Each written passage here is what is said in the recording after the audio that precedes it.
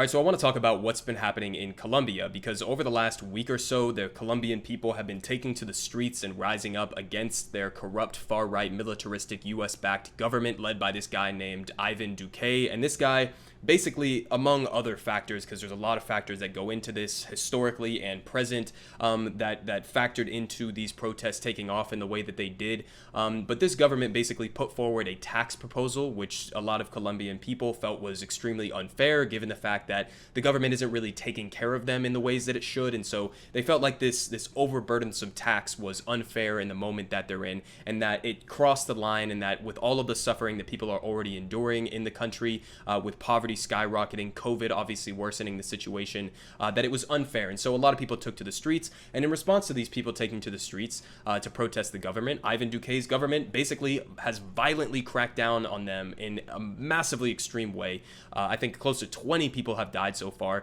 90 people or so are missing. And so I wanted to give you some of the details about what's been going on in Colombia, just so we can understand the situation, understand the history of it, what people are calling for, and then what the United States and what we can do in order to help the Colombian people in this struggle right now. So here are some of the details. World leaders join human rights defenders in condemning Colombia's deadly crackdown on protesters. So world leaders, as I just said, condemning crackdown on Colombian security forces that has left at least 20 people dead and hundreds more injured in recent days amid ongoing nationwide protests against a now withdrawn tax reform proposals, a coronavirus-related economic crisis, inequality, police brutality, and other injustices.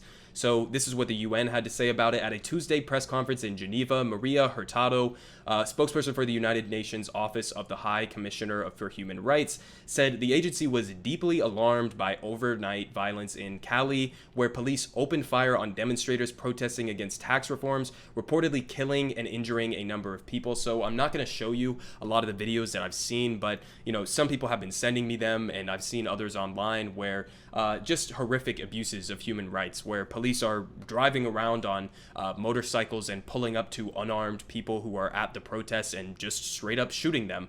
There were also reports here of videos of them using military-grade vehicles. There were tanks that were apparently rolling into some of these cities, as well as obviously helicopters where security forces were shooting down on people. I also saw videos where police were pulling up at residences and shooting at people who were standing on balconies protesting. So just egregious violations of human rights, murder that's happening in this country. So significantly egregious human rights abuses happening by the Colombian government in power there. So they continue on, just to give you some of the perspective on this.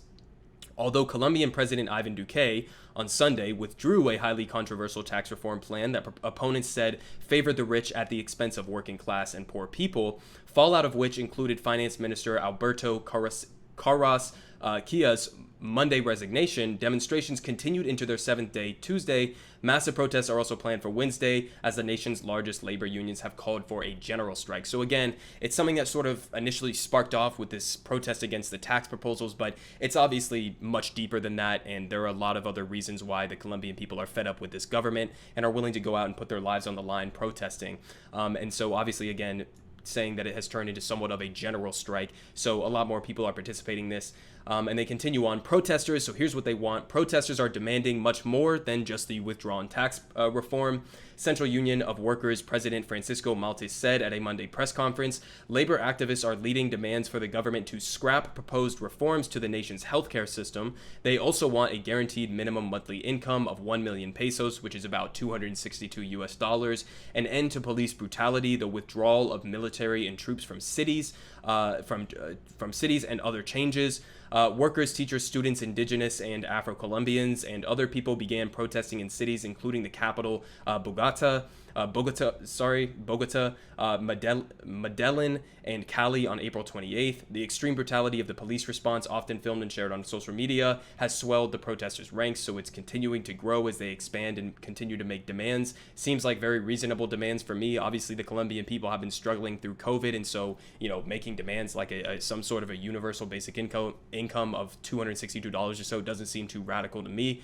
And just a little bit more perspective on the situation in Colombia, the factors that led to this. So underlying the deadly violence is an unemployment rate that climbed to over 14% in March, and growing inequality under the right-wing government's economic policies and ongoing pandemic. Colombian social leader Milena Ochoa told People's Dispatch that the Duque-led government is completely beholden to and acts in favor of the interests of the class that it represents, that being cattle farmers, large landowners, the paramilitaries, the drug traffickers, and the corrupt.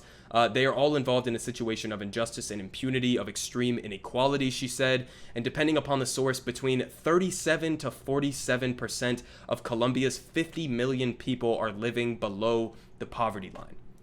Between 37 to 47%, almost half of the Colombian people living below the poverty line. And even then, the poverty line, the definitions that we use to determine that are usually underreported or undercounted.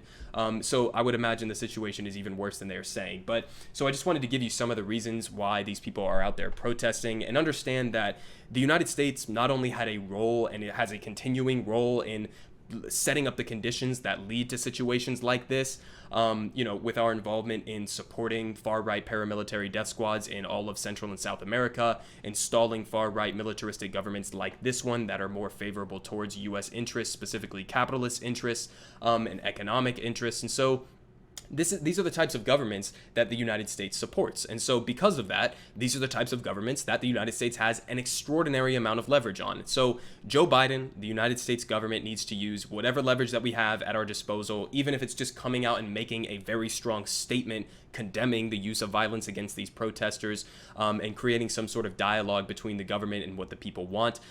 We need to be using all of the leverage that we have, and we need to continue to raise awareness of what's going on in Colombia, because some of this shit, it has been just absolutely egregious and ridiculous. Again, they're killing men, women, and children indiscriminately at these protests. Many of them are just completely unarmed people. Some of them weren't even participating in the protests. And this government is obviously overreaching and committing human rights abuses. So everybody that cares about protecting people's right to protest, people's right to have grievances with their government and go out and act on that, you should be speaking up. And that includes everybody in Congress, everybody in Joe Biden's administration. Everybody needs to be talking about this. Everybody needs to be raising awareness about this. And Joe Biden, his administration, need to use the leverage economically or otherwise that the United States has over the Colombian government in order to force them to stop these drastic human rights abuses that they have been committing, and allow the Colombian people to actually have some sort of representation that represents them as a whole instead of just the business leaders in Colombia.